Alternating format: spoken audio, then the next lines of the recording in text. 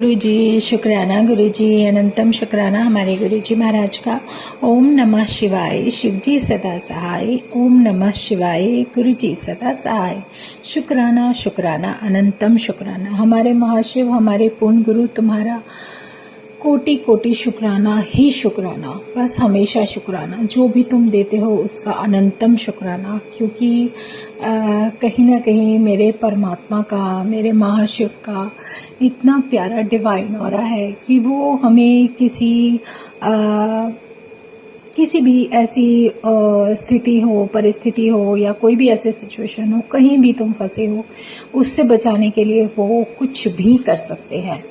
तो उसका जितना शुक्राना करें उतना कम है। जो भी वो दे रहे हैं उसका अनंतम शुक्राना, क्योंकि जो हमें अच्छा लगता है ना, वो हमेशा मिलता रहे ये ज़रूरी नहीं, लेकिन जो हमारे लिए अच्छा है वो परमात्मा हमें दे रहे हैं। यही हमारे जीवन का सबसे बड़ा सच और आंसर है, जिसमें हमें सब्र रखना ज़रूरी है और हमें वो आदत डालनी है कि हमें जितना सब्र मिल जाए उतना बेहतर। शुक्राना करते जाओ, बस वो प्रभु अपने आप ही कोई ना कोई ऐसा रास्ता ज़रूर निकाल देते हैं कि आप आगे बढ़ते जाओगे।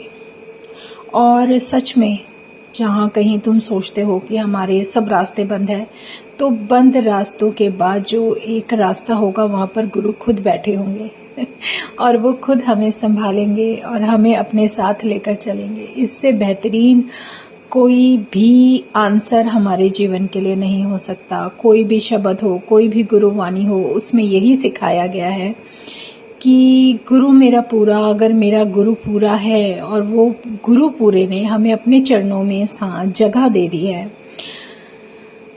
शरण दे दी है, और हम उनके साथ हैं, उनकी छत्र छाया में हैं, तो फिर उनके सिवाय कुछ भी इम्पोर्टेंट होना ही नहीं चाहिए।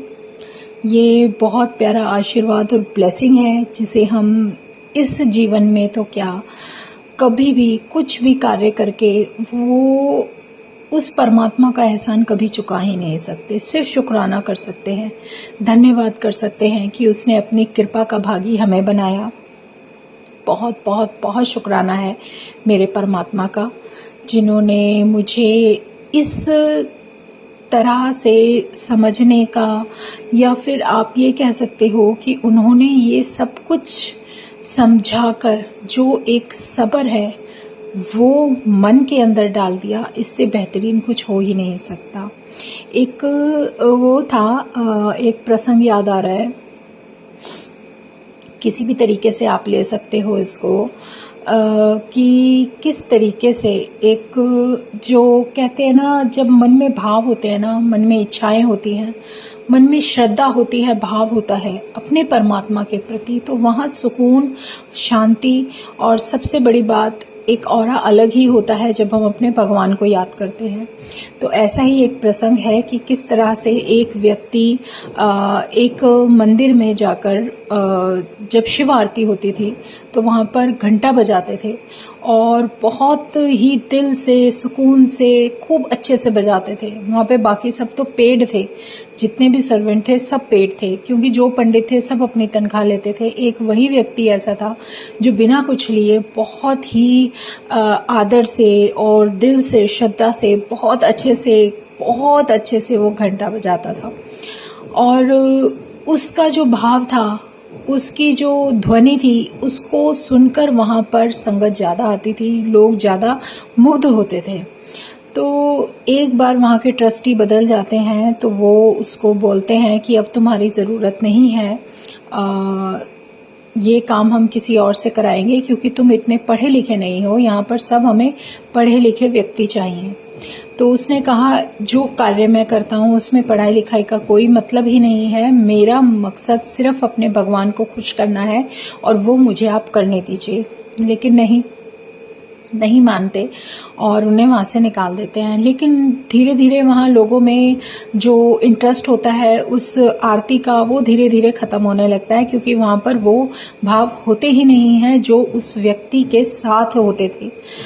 तो गुरु महाराज की एक सीख देखो जो हमें इस प्रसंग से सीखने को मिल रही है कि इसमें पढ़ाई लिखाई का कोई महत्व नहीं होता, तुम्हारे अमीर गरीब का कोई महत्व नहीं होता। दिल से श्रद्धा भाव और अपने परमात्मा के प्रति प्रेम और समर्पण होना चाहिए।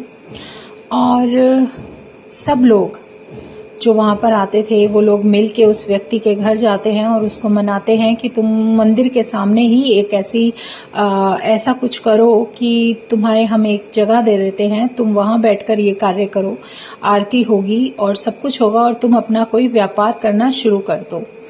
तो वो भले ही एक वहाँ पर छोटी सी दुकान खुलवा देते हैं, वो वहाँ बैठकर करता है और धीरे धीरे धीरे परमात्मा की कृपा से उसका काम इतना चल जाता है कि उसकी 1 2 3 4 5 नहीं कितनी दुकानें हो जाती हैं और वो एक खुद इस स्थिति में होता है कि वो खुद ट्रस्टी बन सके और वो उसको चला सके।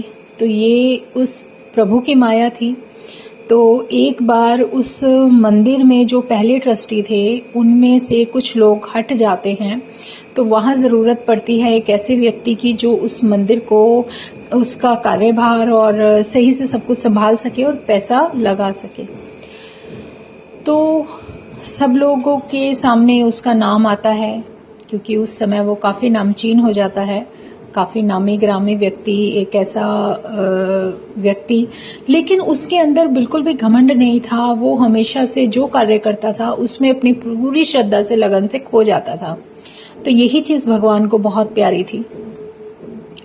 और फिर उसके सामने जब वो मंदिर के लोग जाते हैं और उससे चंदा मांगते हैं तो वो एक चेक खाली देते हैं, कहते हैं ये लो, आप ये ले लो और जो अमाउंट आपको चाहिए वो उसमें भर लो।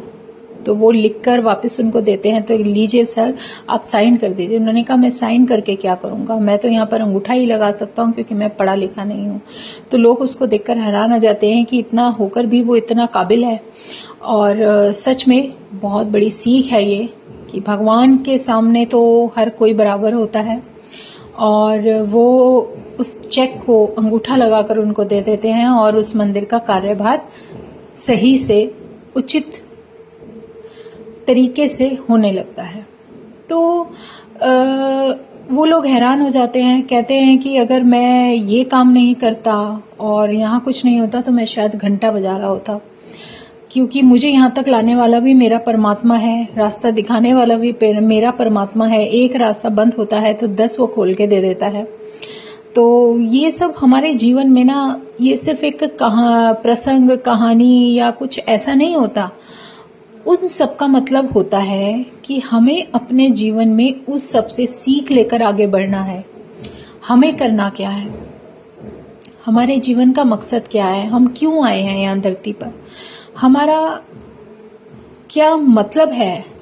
मतलब अगर कोई गिव एंड टेक है, जो कर्ज है, जो बच्चों का है, वो हमें तो चुकाना ही चुकाना है, क्योंकि जो हमें मिला है वही हमें वापस लौटाना है। ये सब गिव एंड टेक कर्मास के अकॉर्डिंग ऊपर से जो भी परमात्मा ने लेख लिख कर भेजे हैं वो तो है ही, लेकिन इस सब में से अगर कोई बचा सकता है तो हमारा गुरु बचा सकता है, वो भी पूर्ण गुरु, जो कि हमारे साथ देने के लिए, जब हमारा कल्याण करने के लिए वो खुद हमारे साथ साक्षात विराजमान हो जाते हैं, तो फिर मन में संदेह ना करके सिर्फ उसका नाम लेना और उसको याद करना, इससे बेहतरीन कोई भी आसान रास्ता हो ही नहीं सकता।